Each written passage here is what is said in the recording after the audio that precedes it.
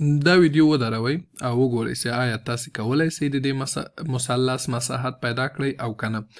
یوازې دوه مرستې که زه تاسو سره وکولی سم هغه به دا وي چې که تاسې ورته ځیر شئ دا یو متساوي الساقین مثلث ده، او بل داسې د فیثاغورس قضیه به تاسو سره وکولی شئ چې د دې مثلث په مساحت پیدا کولو کې ډیره مرسته وکړي. ښه، اوس راځئ چې دا په ګډه سره حل کړو. له تیرو درسونه د ما په یاد دي او د تاسې هم باید په یاد وي چې د مثلث مساحت یا A یا هم ایریا دا مساوي کیږي له 1/2 یا نیم ضرب د مثلث قاعده یا بیس ضرب د مثلث ارتفاع یا هم هایت.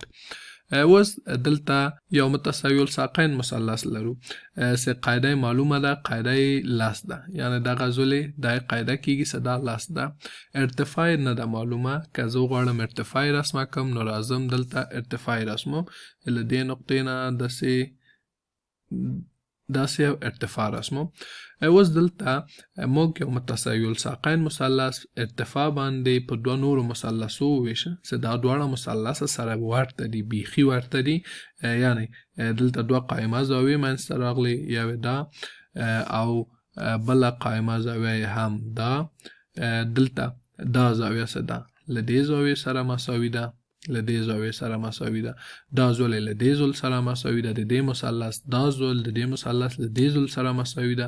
نو په دې صورت کې دا دواړه زاویې هم سره مساوي کیږي. نو دا دواړه زاویې سره مساوي سي، دا دواړه زوله هم سره مساوي کیږي، یعنی دا زول له دې زول سره مساوي کیږي، یعنی قاعده دوه نیمه کیږي چې دواړه زوله 5 واحده کیږي. اوس د فیثاغورس قضیې په مرسته موږ کولی شو دا ارتفاع پیدا کړو. هغه داسې چې د فیثاغورس قضیه موږ ته داسې وایي چې د دوه قایمو زولو مربع مساوي کیږي له وتر مربع سره. موږ که دا په اچ نوموو، دا په اچ نوموو، نو داسې لیکلی شو چې اچ مربع جمع د دې زول مربع یعنی 5 مربع دا مساوي کیږي له د وتر مربع سره، یعنی چې 14 مربع.